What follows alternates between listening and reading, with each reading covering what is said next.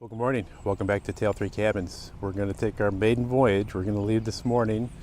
And I know a lot of people say when they first get an RV that they should just take a short little trip, maybe to a closed state park or something like that. Well, we're going to venture on about a 1,500 mile trip. So we're hopefully going to work out most of the kinks during this trip. Hopefully there won't be very many kinks. We've had the RV for a little over a month now, and we've been able to get acclimated with it just in our yard, but there's a few things we haven't been able to try out yet. It's been very cold. We've still had a lot of chilly temperatures in the mornings, so we just finally de-winterized it yesterday in the rain, which was a pain in the butt. But we got the water pumps going, we got the water lines flushed. Haven't tested out the water heater yet. A few other things we haven't tested out yet. So we'll see how this all goes on our first maiden voyage, so stick around. So this is a 2022 Rockwood Roo. It's a 235S, and it's considered a hybrid travel trailer. And it has plenty of storage for just Karen and I with Willow.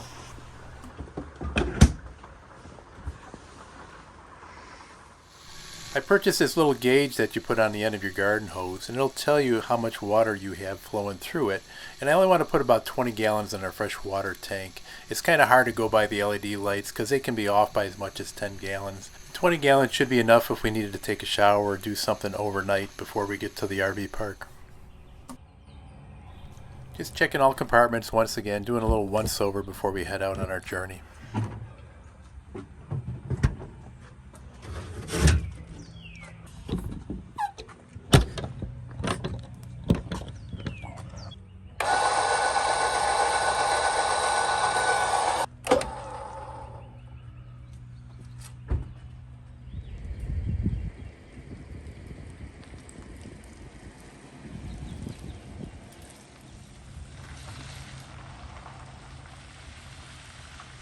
Another purchase that we made before we headed off on our voyage here was to get an easy pass. We're going to be heading on a lot of toll roads, and in the purple shaded areas you can see how many states that this is good in.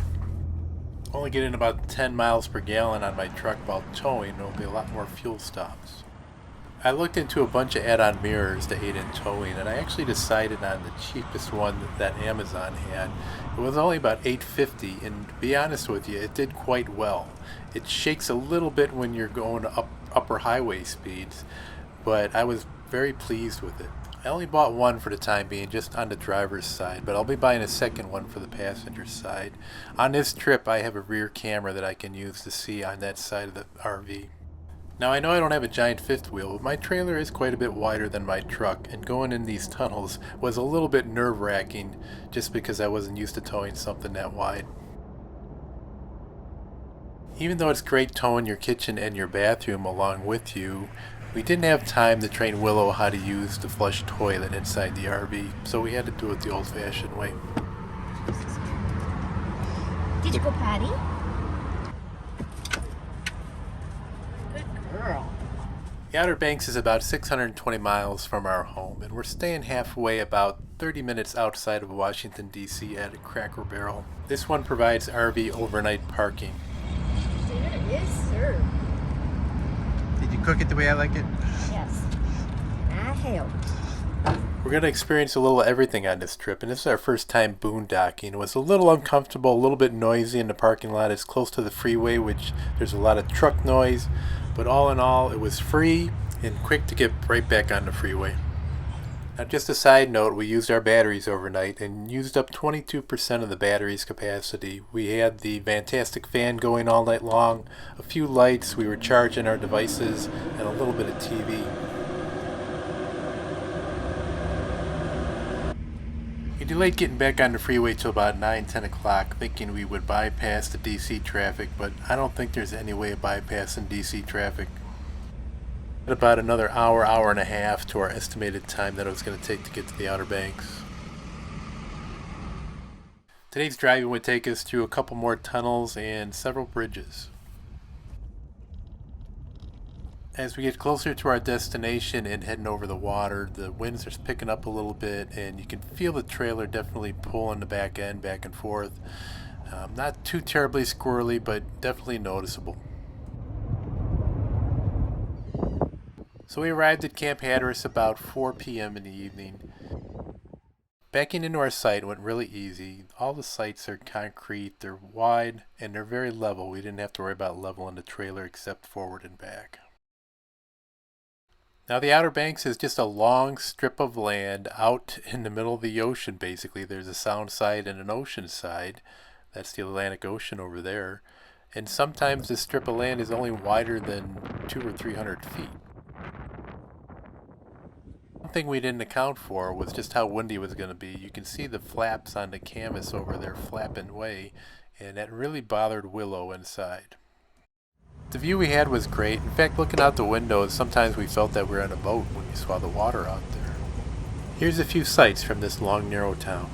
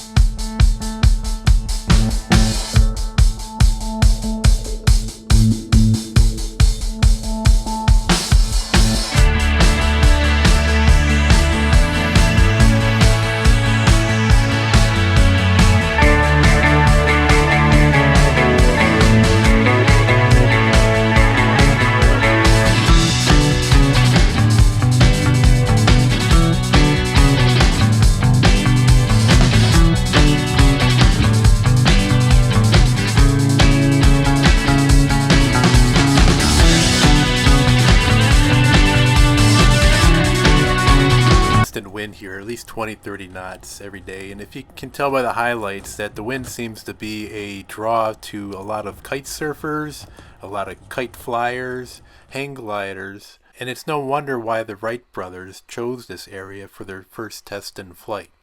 So if you have a hybrid camper, a pop-up camper, or a tent, this may not be the best way to go camping. We're in the 5th day of our trip, and I'm just kind of seeing how our tanks are doing. I haven't hooked it up to the sewer yet. Is almost full, and that's going to need to be drained, but the black tank is only about 1/3. So if we were on a trip somewhere out west and we didn't have hookups, we could probably conserve the gray tank and get away with about a week if we stretched it before we would need to empty out our tanks. The gray tank now, and we're going to be here a couple more days, so that'll give time for the gray tank to refill a little bit before we decide to flush the black tank. There was no problem with the hookups. Everything was fairly close. A little bit of a stretch for the water hose. I did have some extra water hose in case I needed it. They had a coax connection on the pedestal for cable TV, and it just made it, but I could probably use a longer length of cable in the future. Being the Maiden Voyage, we're trying to test out everything on this trip, and now it's time for the griddle.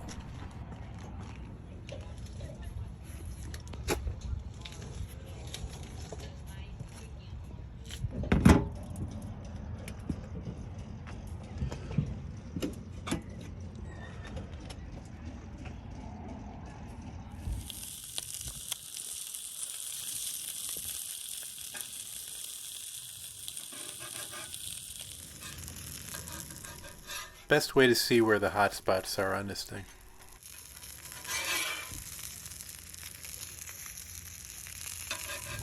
Other than the constant wind, there's really no snafus going on. The trailer is plenty large enough for the three of us.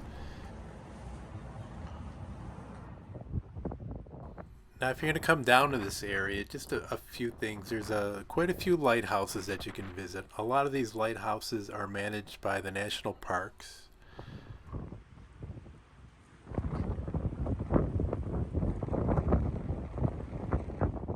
One thing that's pretty cool is there are a lot of beaches and a lot of them that you can take your vehicle on. One thing you want to note if you're going to take your vehicle on there is that you must have four-wheel drive. It's also required to get more traction with your tires that you have to let some of the air out of them, and they do have air stations to refill your tires once you come off the beach on certain areas. This particular area is known to have wild horses, and we drove about 10 to 15 miles one way and then back, and we did not see any of the horses. Apparently they don't come out till sometime in the morning or late evening, and usually they're further inland during the daytime. I mentioned the Wright brothers earlier, and if you want to learn a little bit more about them and also see where their first flight was and the distances they took, there's a pretty neat area to go visit run by the national parks.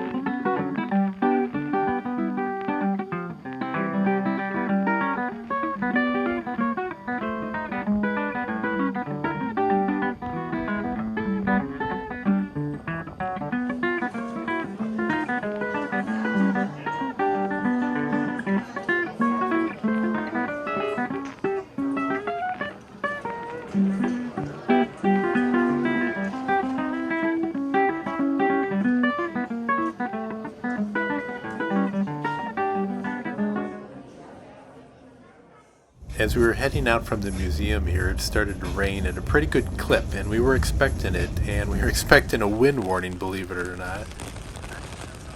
Now we have sustained winds in the 30s and gusts 40 to 50 miles an hour. The rain is driving sideways, and it's really doing a test on our bunk ends. When we picked up the trailer, I specifically asked, is there anything we need to do with the seams on the bunk ends? And they said no, they don't need to be sealed. Well, that's not the case. They need to be treated. I went onto a forum, and a lot of people said that they need to be actually soaked in water so the threads can expand and then they make them more watertight. Well, this was the first time it got wet, and with this wind-driven rain, the water was coming through most of the seams.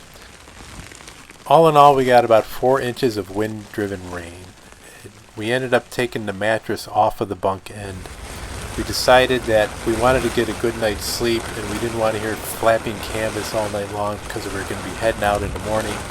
So we decided to take the mattress, put it on the floor, and close up that bunk end once the sun went down.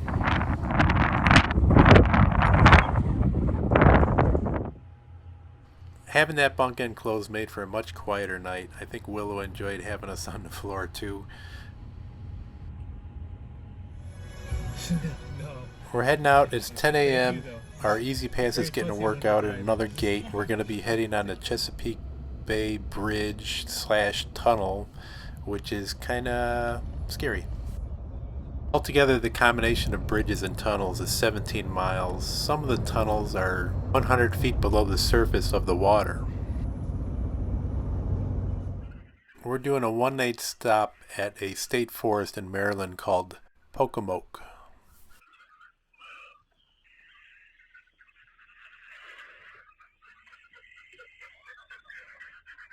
You can come back a little bit. No water or sewer, just electric hookup, but it's very quiet and peaceful, and it was a much welcome change than the constant wind on the beach.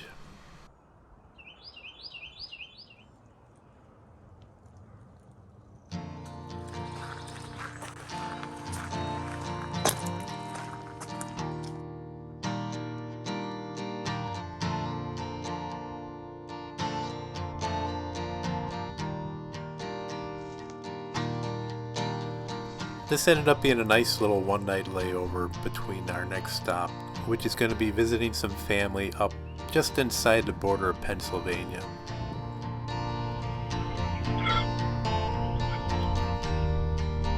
Just follow through with the swing.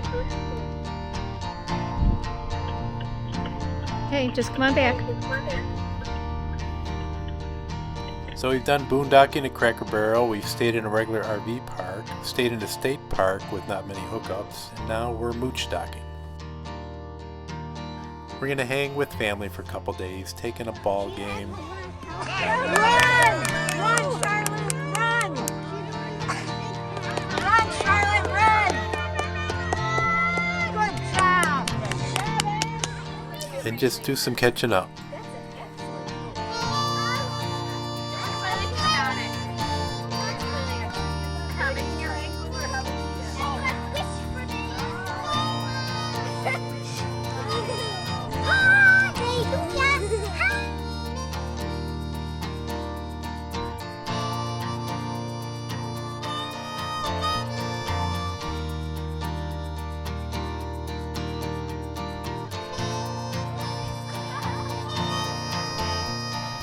So all in all, besides the wind and the leaking and learning a few things, our trailer did very well. We were very happy with it. It was comfortable. It felt like our home on wheels. And we look forward to the next journey.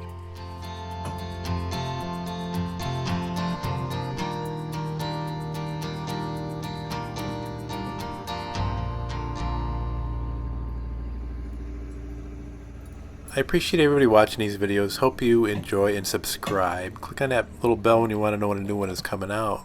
And keep an eye on us. Take care, everybody.